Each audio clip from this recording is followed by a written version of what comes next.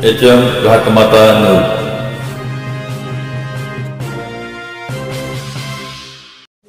ST कामगार cooperative society Sangli जिल्ह्याच्या या संस्थेची पंचवार्षिक निवडणूक पार पडली। या पंचवार्षिक निवडणुकीमध्ये एसटी कर्मचारी विकास पॅनेल या पॅनेलच्या पाठीमागे सर्व सभासदांनी ठामपणे उभा राहण्याचा निर्णय घेतला आणि आमचे 8 उमेदवार हे निवडून आलेले आहेत आणि 3 उमेदवार थोडक्या मतामध्ये हरलेले आहेत। मी सर्वप्रथम सांगली जिल्ह्यातील सुज्ञ एसटी कर्मचाऱ्यांचं मनापासून आभार व्यक्त करतो। निवडून आलेल्या आमच्या उमेदवारांचं मनापासून हार्दिक अभिनंदन करतो। त्यांना पुढच्या कार्यासाठी खूप खूप शुभेच्छा देतो। त्यांच्या हातून एसटी कर्मचाऱ्यांच्या बाबतीमध्ये चांगलं काम घडावं अशा सदिच्छा त्यांना देतो। 3 जे आमचे उमेदवार थोडक्या मतामध्ये हरलेले आहेत त्यामुळे नाराज होण्याचं कारण नाही, कारण निवडणुकीमध्ये जय पराजय हा होत राहतो, परंतु त्यांनी ज्या हिमतीनं ज्या ताकदीनं एका मोठ्या संघटनेच्या विरोधामध्ये उभा राहण्याचं धाडस केलं त्यांचं मी अभिनंदन करतो।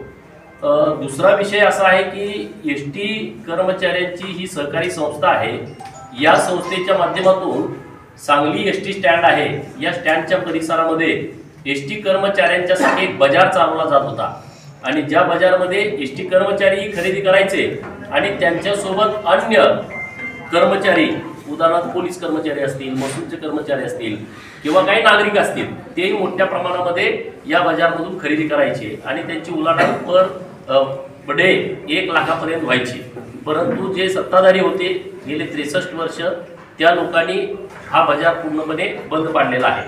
महाराष्ट्रामध्ये एसटी कर्मचाऱ्यांच्यासाठी जे मटेरियल स्टेशनरीचं जायचं ते पण सांगलीतूनच जायचं, ते सुद्धा बंद अवस्थेमध्ये आहे। तर आता एक मोठी जबाबदारी ही आमच्या सगळ्या कर्मचाऱ्यांच्यावरती इथल्या सभासदांनी दिलेली आहे। तर आम्ही निश्चितपणे यामध्ये काही बदल करण्याच्या दृष्टिकोनातून आम्ही पावलं उचलू। मी आणि सदाभाऊ खोत माननीय राज्याचे मुख्यमंत्री देवाभाऊंच्या नेतृत्वात आम्ही सर्व एसटी कर्मचाऱ्यांच्या बाजूने ठामपणे आहोत।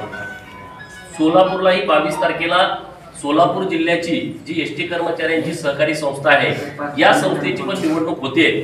तिथल्या सर्व सभासदांना मी आवाहन करतोय की सांगलीतल्या एसटी कर्मचाऱ्यांनी आता बदल घडवला आहे, तुम्ही सुद्धा तिथं मोठ्या प्रमाणामध्ये बदल घडवा आणि आमचे जे सहकारी मित्र तिथं जे उभा राहिलेले आहेत त्यांना तुम्ही भरघोस मतांनी निवडून द्या। आमचा हेतू एकमेव आहे की एसटी कर्मचाऱ्यांच्या जीवनामध्ये आनंद आला पाहिजे।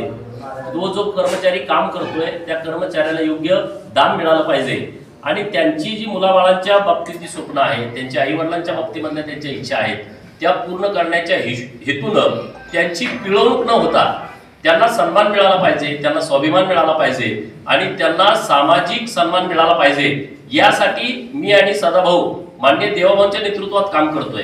आम्हाला यातून काही अपेक्षित नाही, ना आम्हाला यातून काय घ्यायचं आहे, यातून काय आम्हाला लुबाडायचं आहे असा आमचा अजिबात हेतू नाही। की या कर्मचाऱ्यांचं प्रचंड कष्ट आहे, प्रचंड मेहनत आहे।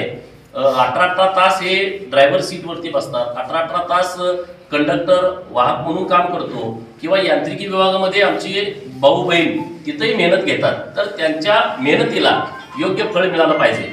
आणि दुसरे काही विषय राज्य सरकार लेवलला सुरू आहेत, एसटी कर्मचाऱ्यांची मागील काही थकबाकी आहे त्या मिळवण्याच्या संदर्भातला विषय असेल किंवा आता जी दरवाढ झाली की 5, 10, 15च्या टप्प्यात होणं आवश्यक होतं, पण ती 1, 2, 3 मध्ये वाढ झाल्यामुळं काही वाहकांचे आणि ग्राहकांचे वाद होत आहेत किंवा त्यांना सुट्टे पैसे देण्याचा प्रॉब्लेम्स तयार होत आहेत।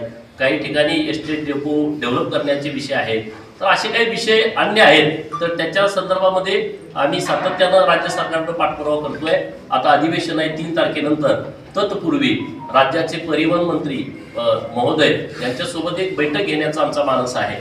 तर या आठवड्यात किंवा जास्तीत जास्त पुढच्या आठवड्यामध्ये महाराष्ट्रातील एसटी कर्मचाऱ्यांच्या प्रश्नाची सोडवणूक व्हावी यासाठी आम्ही आता एक बैठक आयोजित करतोय। परत एकदा सर्व एसटी सभासदांचं मी मनापासून आभार व्यक्त करतो आणि सर्वांना आवाहन करतो की तुम्ही आता सत्ता ही आमच्या सहकारी मित्रांच्या हातामध्ये दिलेली आहे, तर तुम्ही सूचना पण द्या आणि तुमचा सहभाग हा सहकारी संस्थेमधला वाढवा. आम्ही निश्चितपणे एकदम व्यवस्थितपणे भ्रष्टाचाराला थारा न देता आमचे सगळे सहकारी काम करतील. परत एकदा अभिनंदन करतो आणि थांबतो.